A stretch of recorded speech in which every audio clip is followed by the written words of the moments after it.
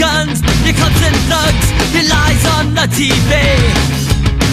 None of that can save you now, as your brain is swept away. Get up, your voices are needed. Become the pulse of the revolution, in the ranks of the masses rising. Get up, your voices are needed. Become the pulse of the revolution, in the ranks of the masses rising. Tonight, anyways, we have Aaron Franz. He is the host of the podcast, The Age of Transitions, and also the author of the book REVOLVE, Man's Scientific Rise to Godhood. I have not had the chance to read the book, but I'm an avid listener of his podcast, The Age of Transitions. One reason being is there's a serious lack of individuals covering cutting-edge technology, cyborgs, and transhumanism, and the ethics involved, and giving us good insight also with a comedic relief. So, everyone, welcome Aaron Franz here. Aaron, thank you for being here with me. I really, really appreciate this. Yeah, great to be here, Bobby. Thanks for having me. Yeah. How long have you, this isn't going to be an interview, Diddy. This is rather it be more of a conversation as opposed to just a general interview, because I think we could kind of bounce off of each other when it comes to the realms of sci-tech and transhumanism. Though, are there any other little details you'd like to say about like how long you've had your podcast? And I'm not going to ask you the question, how long did it take you to write your book? Because there's a lot of research that goes into all of that stuff. When it comes to writing something that's hundreds of pages long, a lot of research. How long have you had your podcast, The Age of Transitions? You know what? It's not something I usually think about because I'm really bad with keeping track of time. Honestly, I think it's one of my character faults. But now that you mentioned it just here a minute ago, I thought about it, and I'm pretty sure it's about a decade I've been doing the podcast, because I did the video in 2008. And not long after that, I started the podcast. It wasn't even 2 years later, I don't think. So it's around that long. So it's been a little while. Yeah, dude. I love your video, your documentary. It's more of a documentary, and some of the visuals in there are really intriguing. Just some of the effects that you did, but breaking down to the key points here. Science and technology and transhumanism. Just an introduction to transhumanism. What it is the transition of the human body into that of a cybernetic organism, also known as a cyborg.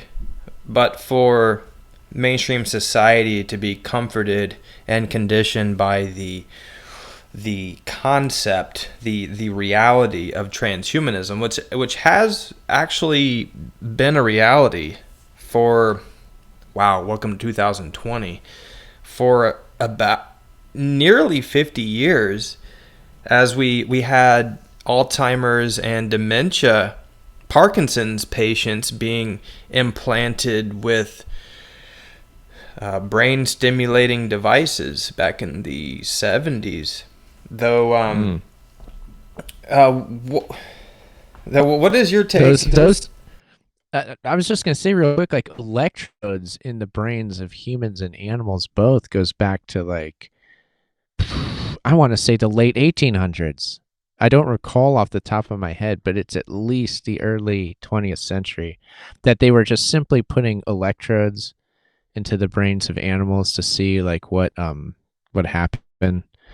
So starting there and moving through the century, and Jose Delgado was doing the same stuff, putting what he called stim receiver in the brains of his famous experiment was with the bull, right? He did that bull fight where he had the bull hooked up to his stim receivers implanted in the brains. He had like a little button where he was the matador, and the bull charged him. And he just pressed a button, and the bull like spun out, and didn't charge anymore.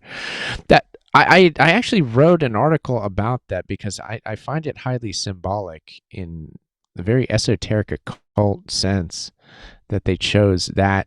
It was a big news piece at the time. I want to say it was like 68 or something like that. It was like late 60s, I think, was when that happened. Yeah, I remember that being one of the earliest accounts. Yeah. It was the first big like public displays of like, hey, check this idea out. It's like the guy actually did it. Cool, huh?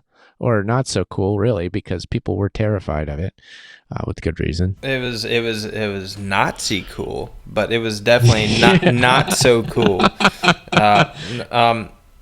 It just shows an example of the desensitization that comes with that realm of scientific research and development.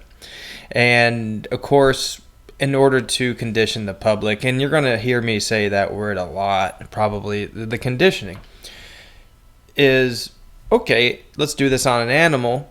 People just will laugh at it more than likely and think, oh, that's cool.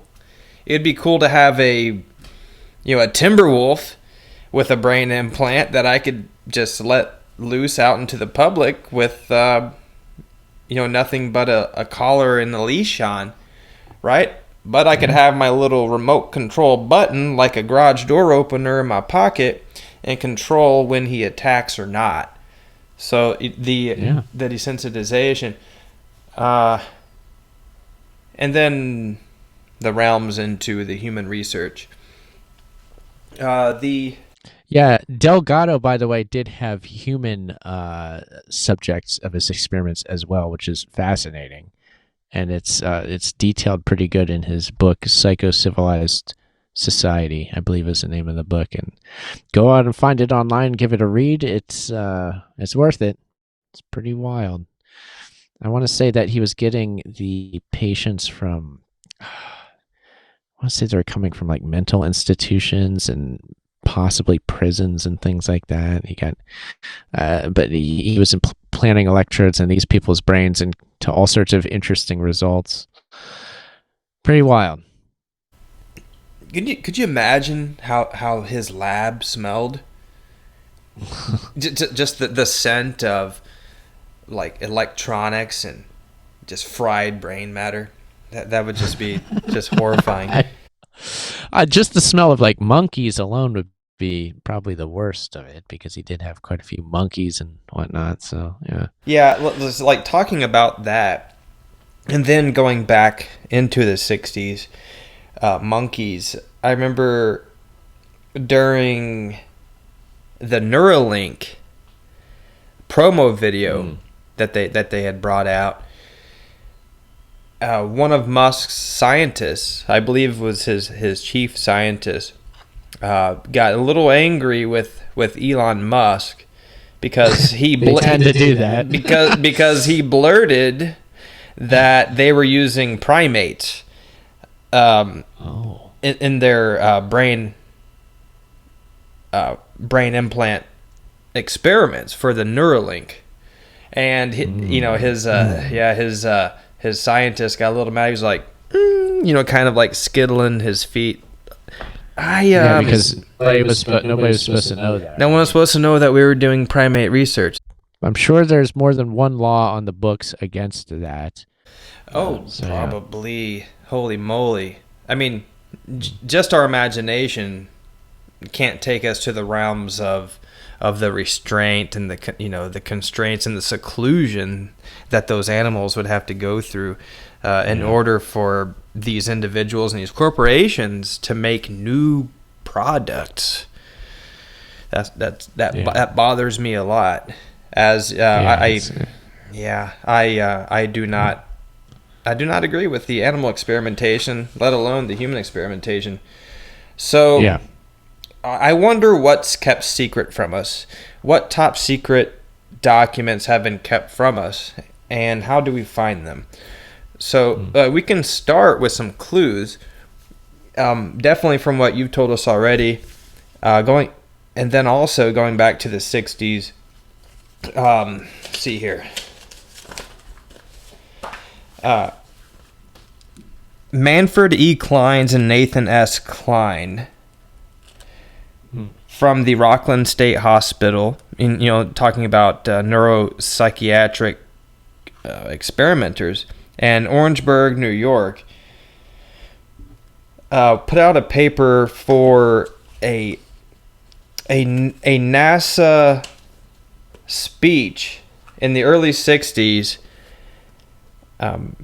entitled Cyborgs and Space, Altering Man's Bodily Functions to Meet the Requirements of Extraterrestrial Environments would be more logical than providing an earthly environment for him in space.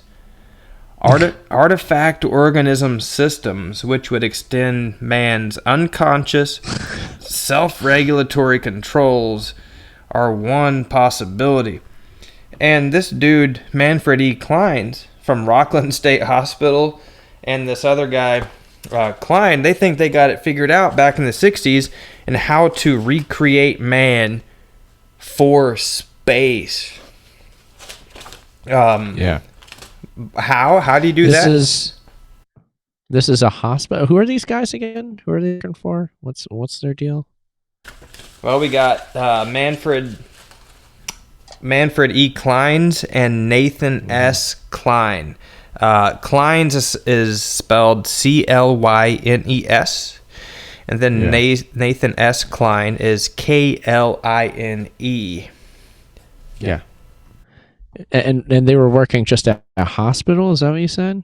Well, previously, Manfred E. Kleins worked in psychiatry at Rockland State Hospital, and Nathan S. Klein worked as a physician and a surgeon. And but anyways, and then we fast forward back to 1963, where NASA put out a research paper entitled "Engineering Man for Space: The Cyborg Study." NASA. So just the little timeline from the 60 to 1963, NASA now has these ideas to actually recreate man for space. So do we think that it's a possibility that back in the 60s, 70s, 80s, 90s, 2010s, that they had actually created top secret? And I don't like conspiracy theory too much, but I do like stimulating thought on how we can research more information. Is there a possibility that NASA actually created cyborgs, concept cyborgs, to explore in space environments? I think so. I would guess that they didn't actually make the cyborgs then. It was just, the idea. And at the time, the technology was here. Computers were a real thing. And from the earliest days of computers, like back in the giant, they took up an entire room, the vacuum tubes, whatever they were called, giant computers. There was a lot of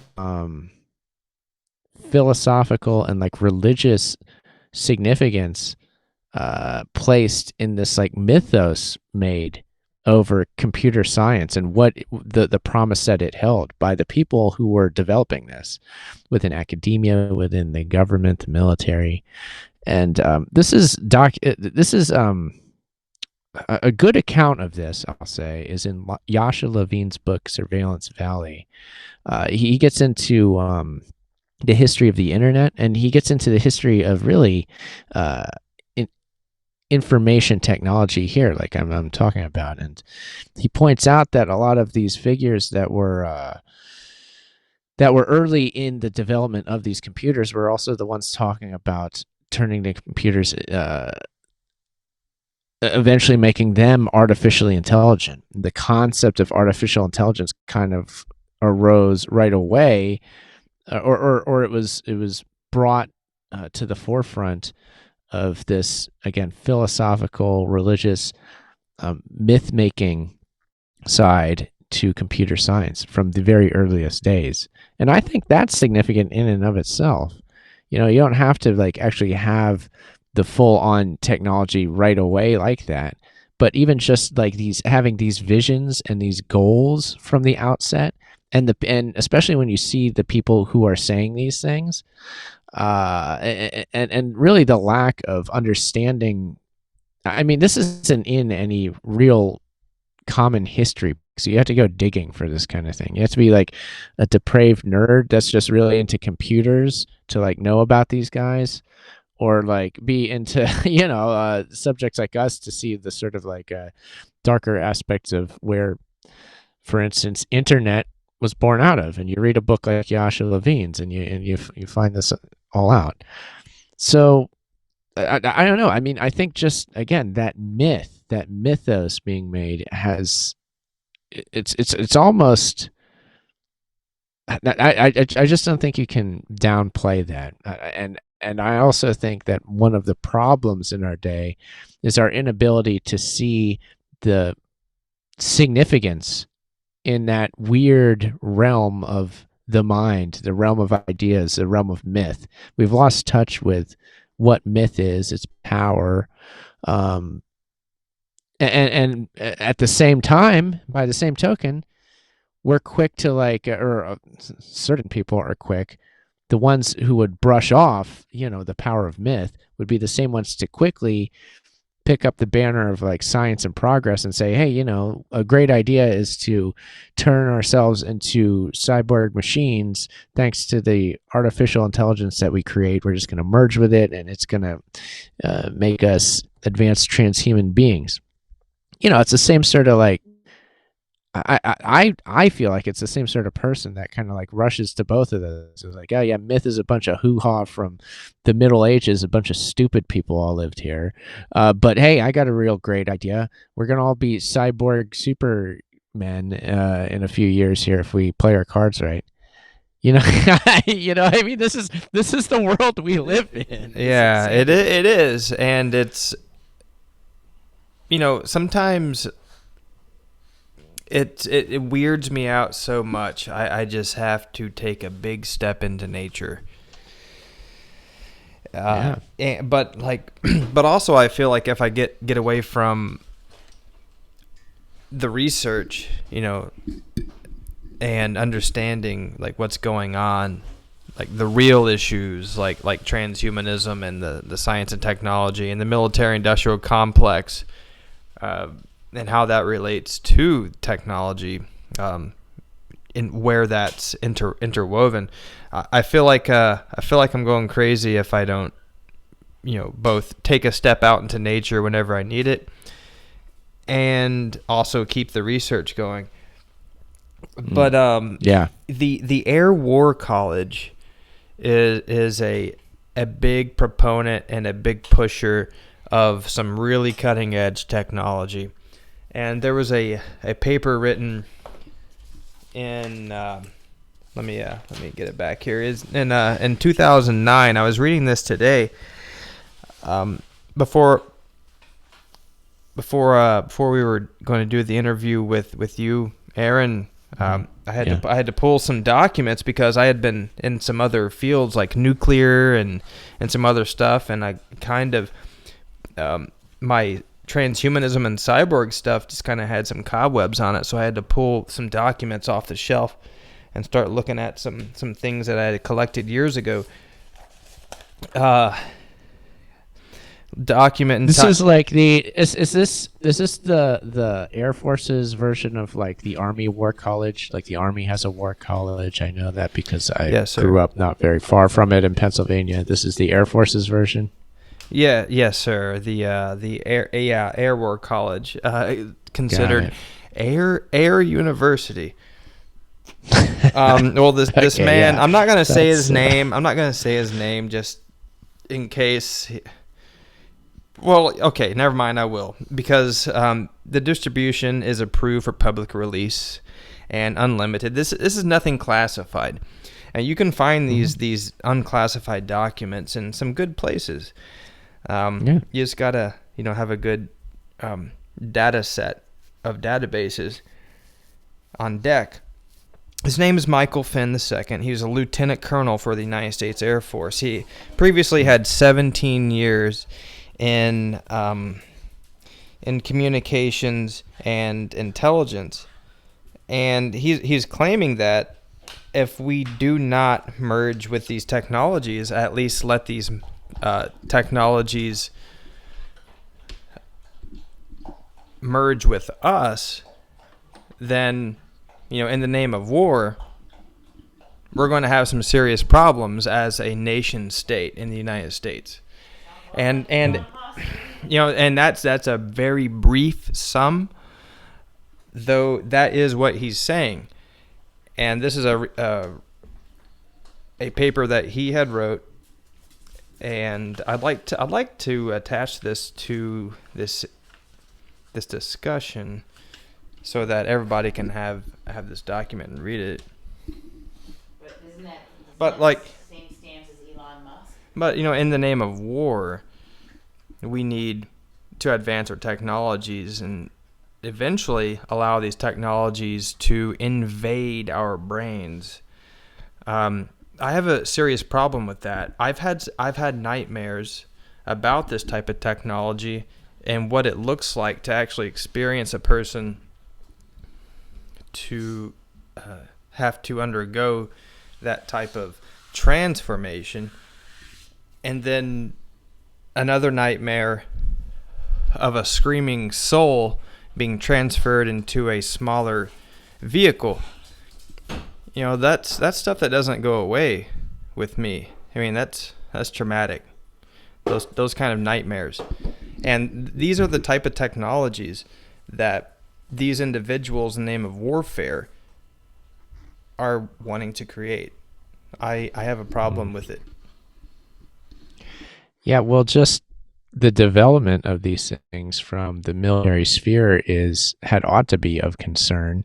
And this is one of the main things I like to harp on too, is like, well, we talk about this airy-fairy future where you become a cyborg and the transhuman vision of abundance, and just your transhuman utopian vision sounds nice in certain ways, I suppose, and even that's debatable, right? But the best version of that, let's give them credit for, okay, they at least have some ideas that sound good a little bit. What gets ignored a lot is, where is this stuff actually emerging from? Certainly in the United States, it's from the military sphere, the military-industrial complex, DARPA, the over-bloated defense budget. That's where the money is for all these companies to do their research. They get funded by the military to do it. And that's where most of this stuff is coming. Again, in our country for sure. Now, there's other countries that are worthwhile to look at too, like China, and they're developing artificial intelligence in particular at a very fast rate. And they're doing it unlike we are. They're not doing it via their military. They're doing it via their government for sure. And, that's bad enough. But, they're not being created from within the military sphere at least. But yeah, I mean, I don't know. That's again, the history of the internet's tied up as it was a military project, and it was used for counterinsurgency in Vietnam, like this primitive version of it, and used for surveillance. And so we just have to realize the environment of technological innovation that we're already in, and the way the world just is now, before we start getting these highfalutin ideas like things are just going to somehow magically work out. It's like, well, okay, if we go forward with your ideas, it's going to be in the way that we've been moving forward all along, which is not good. Something's gotta change there, bare minimum. If we even decide to go ahead with this, which we probably shouldn't anyway. I'd say definitely not. Yeah. There's so many just grotesque and just dystopian scenarios that could come out of various applications of the technology. And first and foremost, and then second, is the military aspect, it being used for war purposes, harvesting the neural signals of human beings in order to show autonomous swarms of drones how to interact with each other. That's a problem. Mm-hmm. And then second of all, just the killing of the imagination, the original imagination, by virtual reality. Yes, virtual reality. That's a whole nother topic there. I mean, it's virtual reality and the concept of mind uploading are sort of weird gray sort of subjects, hard to pin down. But I read this interesting piece by this journalist who is interested in the transhumanist subject, and he's just like talked to a lot of people. He had interviewed a lot of people within transhumanist spheres and research scientists and whatnot. And I believe this he wrote a book, and he was saying, based on all his research, what he was surprised to find was like the people that he talked to about mind uploading, the actual prospect of that was greater than a lot of the other like things like even like nanotech and stuff like that. They think it's more just like mundane, straightforward, like, oh, I'll be able to do that. This journalist was saying that, well, actually the mind uploading people made the best case for like, this is actually going to happen. Like this is doable. That's notable right there. That's weird. It's like, how do you even get that to work? And there's all, of course, with any of these technologies, I mean, there's the philosophical aspect. It's like, you got to ask the question, like, okay, you upload your mind into a machine. Is that mind your mind? Is that at all you? Or is it like, is it just, some program in the machine now that based off of whatever input you're giving it from your biology, sure, but like then it takes it and runs with it. Like, is that really you? So you have to ask those questions. There's no way around that. It's like, is that mind really yours anymore, or did you sell it to a company as an electronic clone version that's sold on a market? Right? To be uploaded into future bodies. We're not talking Terminator type of sci-fi. We're talking what's actually happening right now and choosing a side on that. And I think that's really important. That's one of the most tough things to do, is to actually choose a side and like where you draw the line. Sure. Yeah. I mean, yeah, the problem with, we do need to draw the line, and we don't. And the issue really with that, the problem with that is, technological progress is a beast unto itself that no single person can stop. You can choose to adopt or not adopt certain technologies, but even that choice is very limited. I mean, try not having a computer or an email, or if you want to go back further, like try not having a telephone, and getting along in day-to-day life. It's you cripple yourself to an extent just as regards to the normal, quote unquote, normal world when you do those things. Sure, you can choose to do them, but nobody really does. And again, like these things just keep moving along. Nobody can stop the overall movement of technological progress at this stage. And it's really I think it's interesting to think of technology as like sort of a force unto itself. And even Jacques Ellul, who was very famous as one of the most famous philosophers to talk against technological progress, or at least critique it. I don't know if he's even he kind of hinted at like this sort of weird mystical quality that the machine overall has, and he really quite explicitly gets into that, especially toward the end of the Technological Society. So I don't know. That's the issue. It's like, yeah, we all want to draw the line, but it's almost like that choice is taken. We don't even have the choice to an extent. We do, we don't. So I don't know. It's good to be realistic too. It's good to be realistic about this and just see how this is all happening and know your own limitations. But at the same time, we have to do something. We can't just let things roll forward. And that's the real finesse with it all. It's like, okay, well, what do we do? I think we can do things, and I believe I'm doing something. That's why I'm doing the show and all this. I don't know for certain what it is, but I just continue doing it in the hopes that it does have an effect. And you just got to do what you can. I'll say, and you can't be discouraged if you think that's not enough, because it has to be enough. Yeah. That's one thing I'm learning is, yeah. I mean, it's nice to be out here in California. It's really nice. It's really nice to be given the space to actually do this. Everyone has a right. They have a right to modify their body if they want to. But I think people need to take a step back and see that this isn't just Botox. First of all, Botox is weird to me. And those people act different. Like, they act differently when they're in a clinic.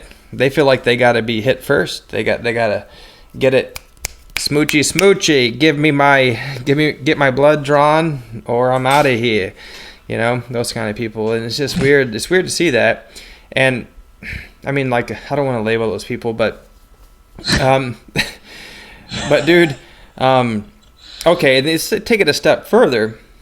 The same people who would accept, the face implants willingly for just cosmetic reasons, or just an RFID chip under their wrist or in their hand, so that they can control their electronic devices. These are the people that are pushing the cyborg realm even more forward. And we got the post-human, Natasha Vita Moore. So weird to me. She's married to a very outspoken Satanist.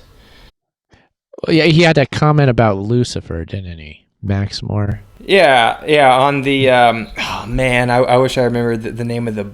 Yeah, he had a few pages. It was like a short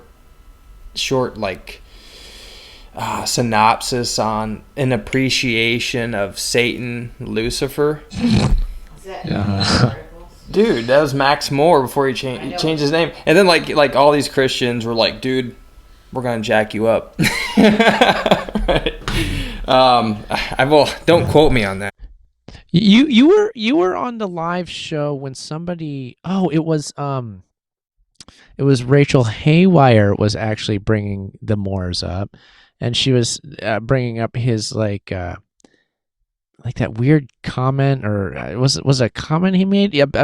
Insinuating that he was not against pedophilia. I forget how that worked. You were there that night, weren't you? Yes, that was an episode of the Age of Transitions. I had called in, and there was she was and probably still is part of and high up in the and good that you're getting that kind of information. The World Transhumanist Association, formerly known as well, they changed. They were.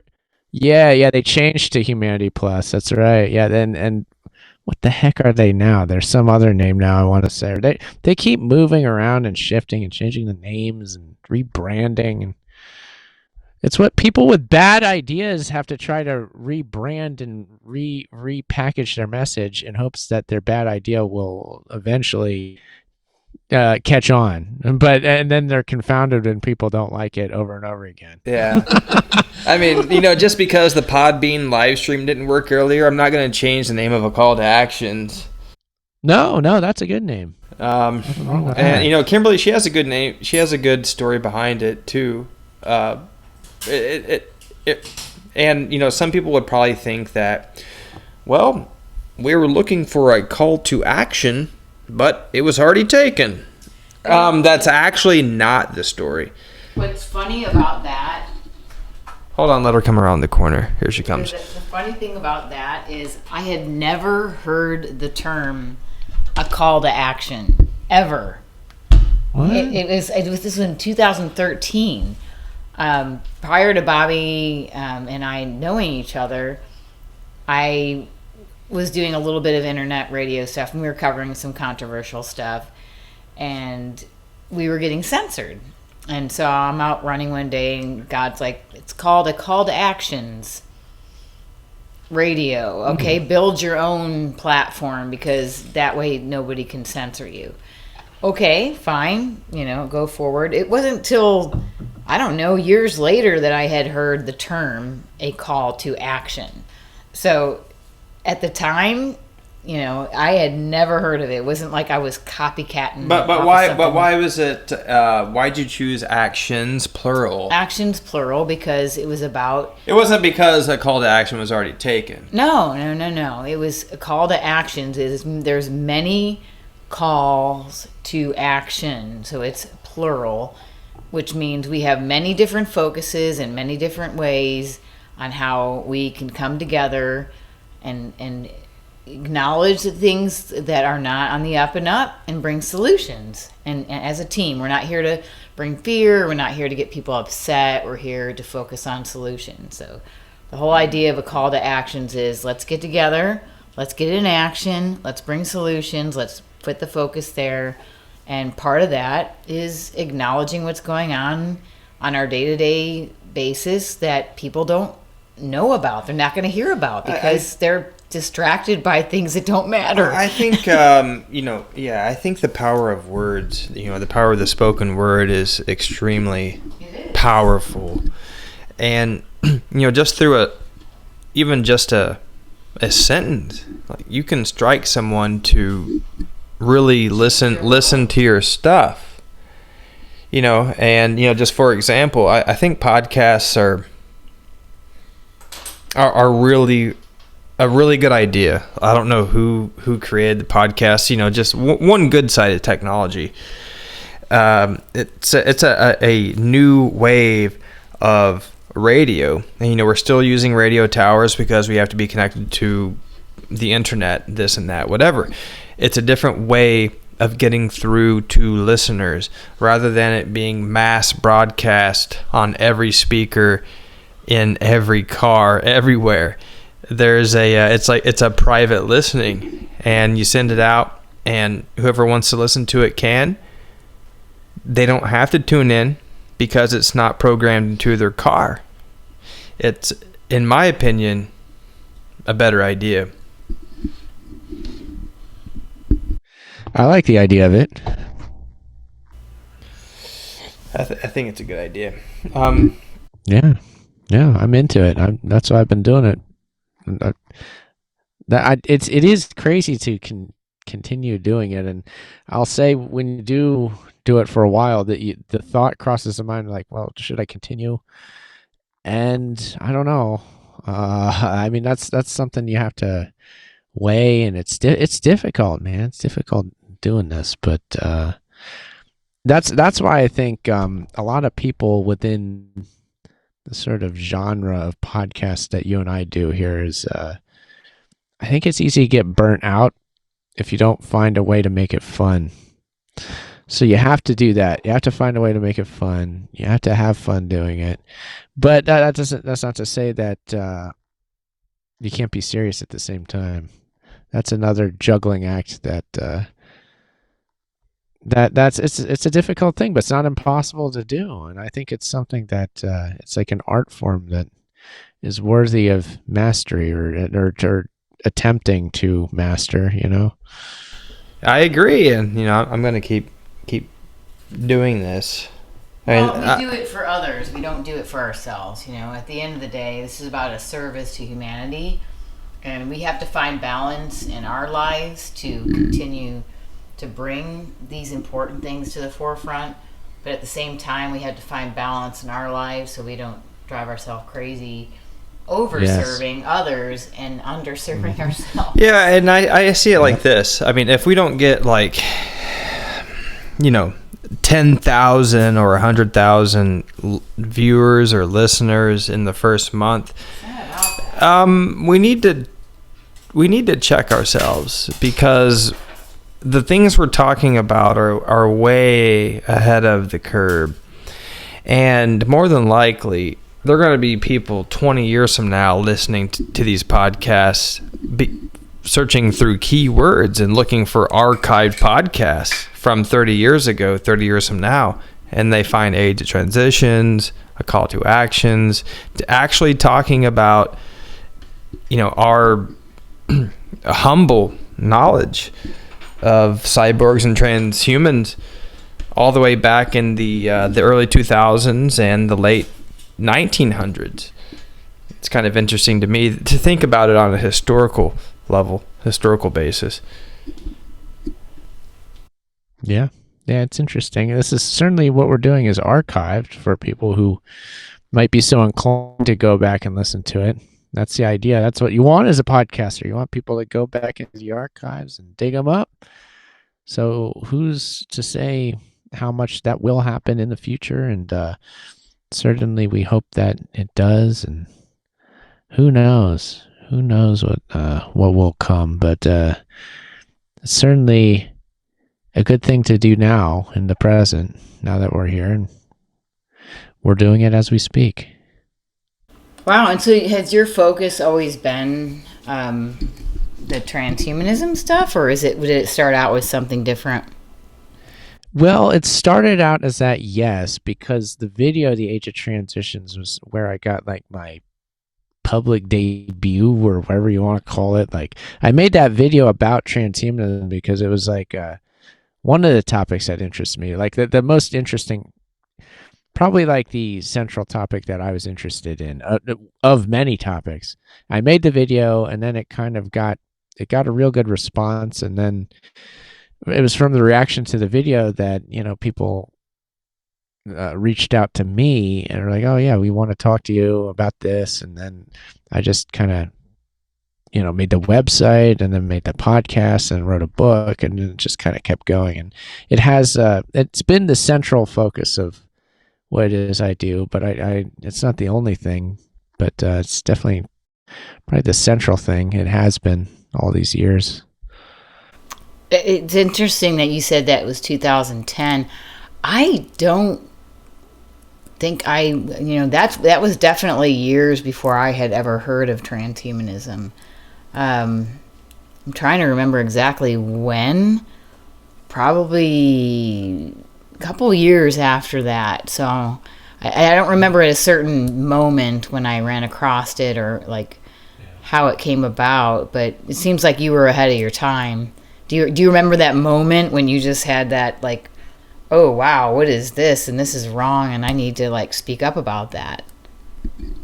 I actually do remember that. Yeah, it was just I came across the Wikipedia page for transhumanism. I came across that because I was just at the time looking up all sorts of stuff.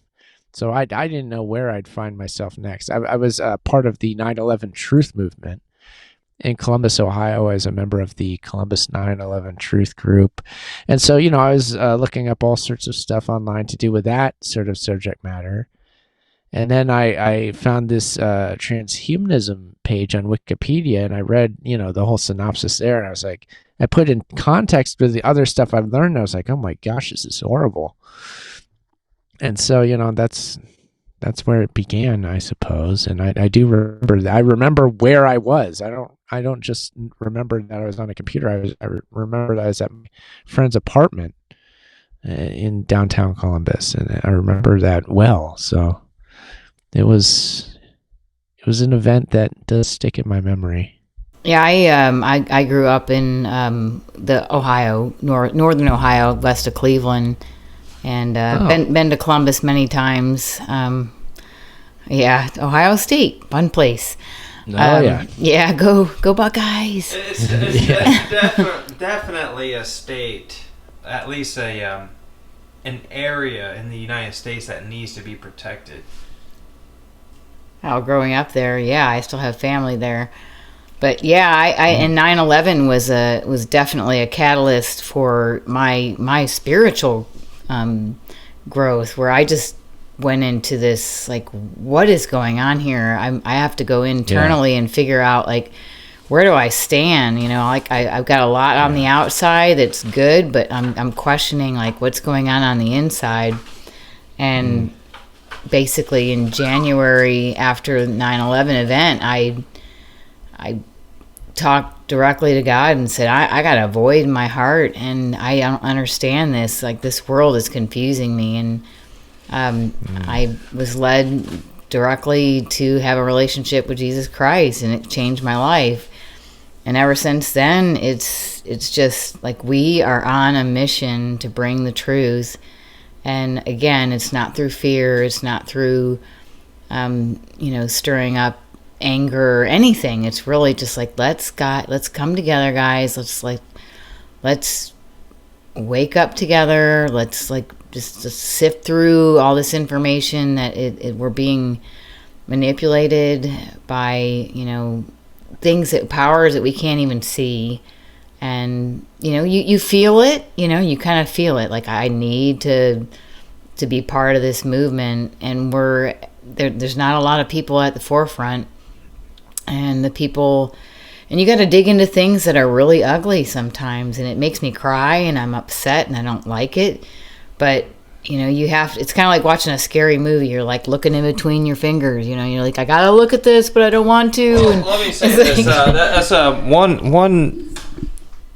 definitely one important point that Aaron, that you made was, we gotta find a balance in this, because this stuff is so heavy, and it's so just mentally exhaustive, that we gotta find a balance and make comedy part of it. Yeah, we do. We have to, dude. Like, okay, check this out. Like, I'm looking at this.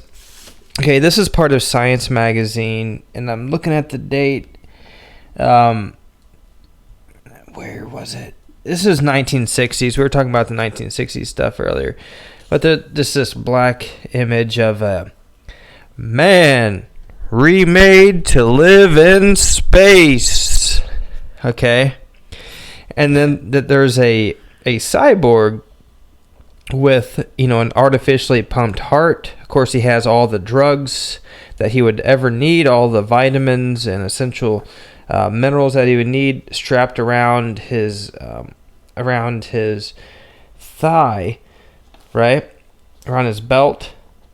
Got artificial sensors sensing and detecting and releasing certain chemicals into the bloodstream.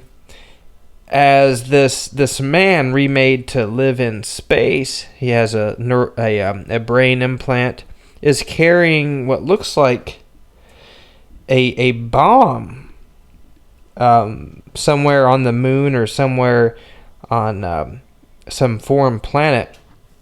So, Trump's Space Force would I mean, it's 2020.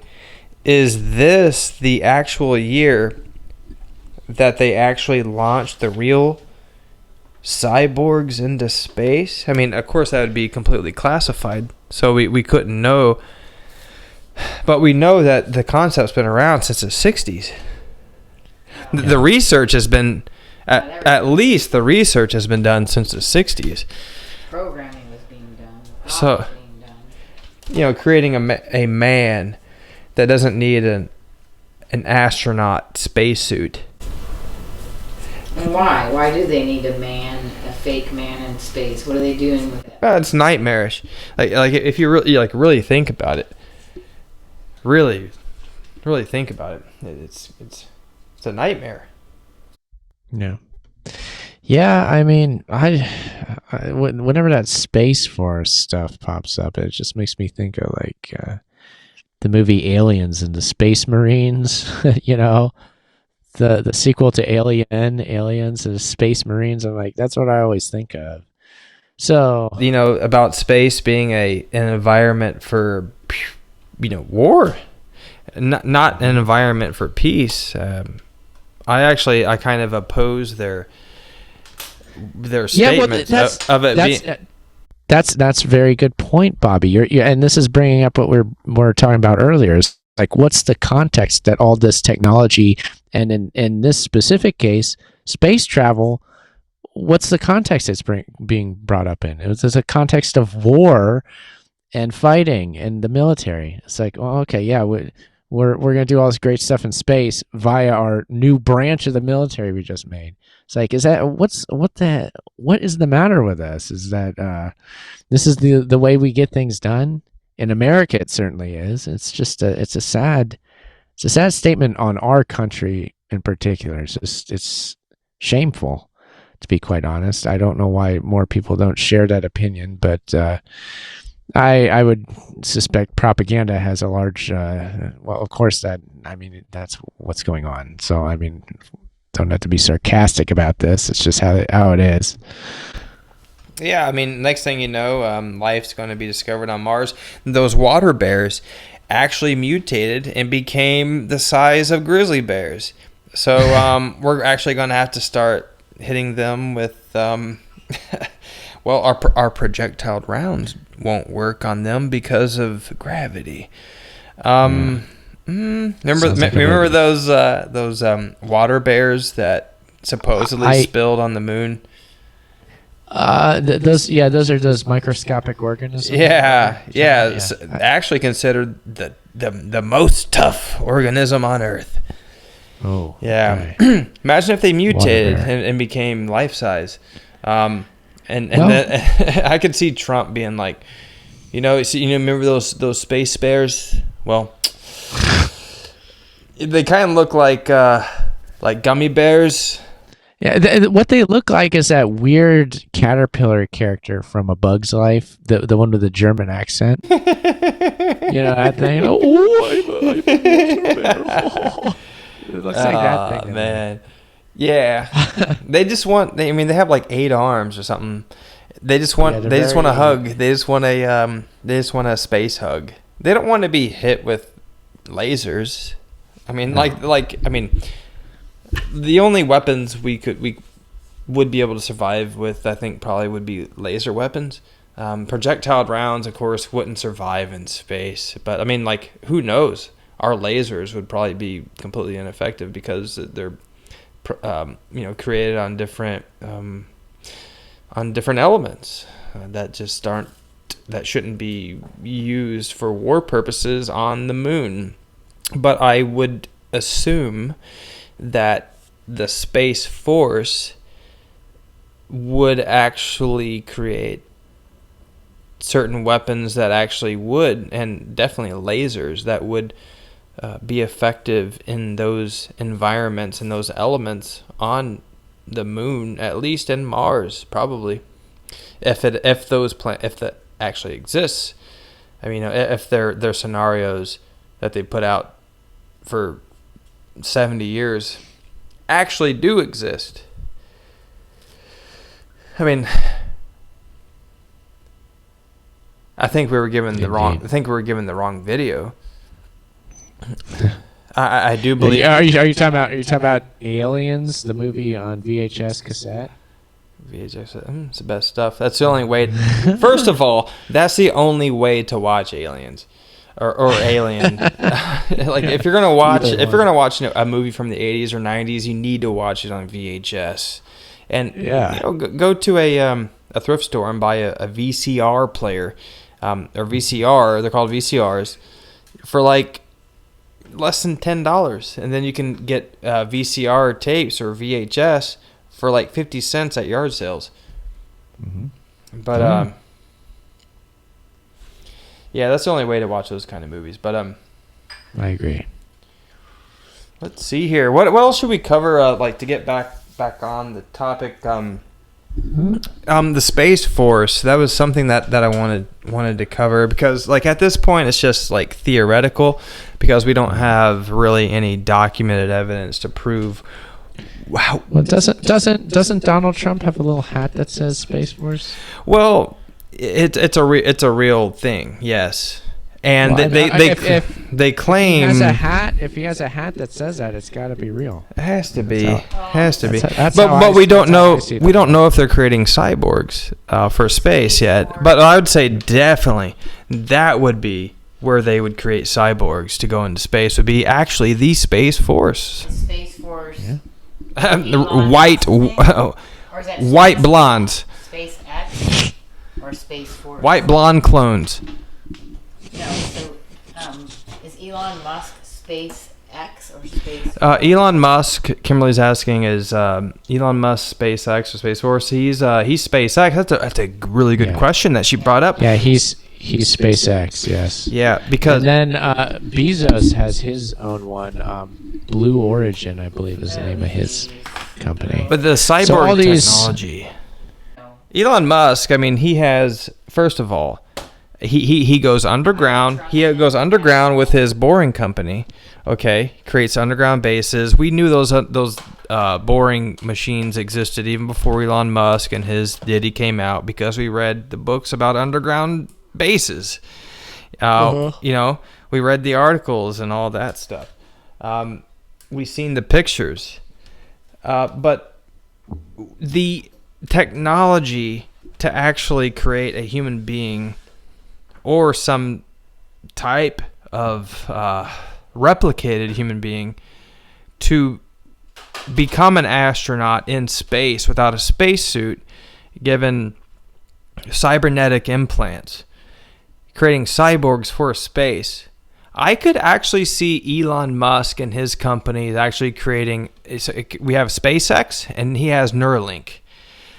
Put Neuralink together with SpaceX and create a top secret project from there. Of course, that's theoretical, but that opens the mind to possibly a project is actually happening with SpaceX and Neuralink to actually create cyborgs for space. Who knows? I mean, like, is SpaceX and Neuralink working with the Space Force? Is that top secret? Who knows right now? Elon Musk would like us to think that, I'm sure. He's famous for making a lot of promises that he doesn't quite deliver on. So, you know. Yeah. Well, yeah. Yeah. Like that windshield. Yeah. Yeah, the windshield. Yeah, just imagine that for a cyborg in space. You know, just we're gonna toss this living cyborg. Oh, look, it's cute. It's talking to me. It's actually that's an AI cyborg, something transhuman, posthuman creature we made. We actually brought it to life. It's a machine we brought to life. It's really cool. Now we're gonna launch it in space and see if it lives. And then it dies tragically and horribly, and they videotape it, and it traumatizes everybody watching it. And maybe that's his next move. That'd be exciting. Why don't we all do that? That'd be fun. Create a new form of sentient life only to murder it in a bizarre and terrifying new way. Well, Aaron, I don't think you're too far away from what could possibly be actually happening. Stop. I agree with you, and I know what you're saying, but yeah. I don't know. This just gets. Hey, I mean, unless we see the documents, how do we know? We have the documents. True. We have the documents. First of all, we wouldn't make these weird claims if we didn't actually have leads or clues. to what actually does exist. And between Aaron and myself, Bobby, and my wife Kimberly, we base our opinions off of documented evidence that we have collected and seen and written about and talked about. We're not just here to make this a comedy show. It's just some things do become funny when you actually start talking about it, but then it opens the mind to the possibilities of what actually could be occurring out there. I want to open my mind to understanding how Elon Musk gets through the day and continues to take himself seriously. That's what I want to do. I don't think I'm going to be able to pull that one off, but I mean, he's done well for himself. Let's not we won't take that away from him. He did real good with the PayPal thing, and then he seems to be moving things along somehow. Seems to be. I mean, he's always flying by the seat of his pants these days, but he pulls it off one way or the other. So, hey, whatever works, I guess. Works for him. That is what works for him, is whatever works. Whatever works. Quite frankly, I don't trust that in any of these. I don't trust that Facebook guy. I don't trust that him, and I don't trust. They all seem to be puppets that look like they actually started up and were the brains behind something. I don't believe that at all. I think they're part of a club. They've been assigned a task. Maybe to be the head of this thing and represent it like they own it, like they were the creator of it. I really don't trust that any of these guys are brilliant. I think they're puppets. I could go on to say maybe a club of clones, but I'm not going to claim that. I love talking about the concept of human cloning and just how simple it actually is. I've never tried to do it. I never will. It's actually just a really easy thing to do. And once you actually create a human being, they could become your own property and trafficked and used, and if needed, programmed via neural implants. Though 2020, we're still talking about that being a theory. When Elon Musk claims and actually has released a company called Neuralink, and we know that these implants have gone on for at least 50 years, and then Aaron is talking about the experiments that go back way beyond. Is it safe to say that this type of technology is no longer theoretical and that this is actually happening?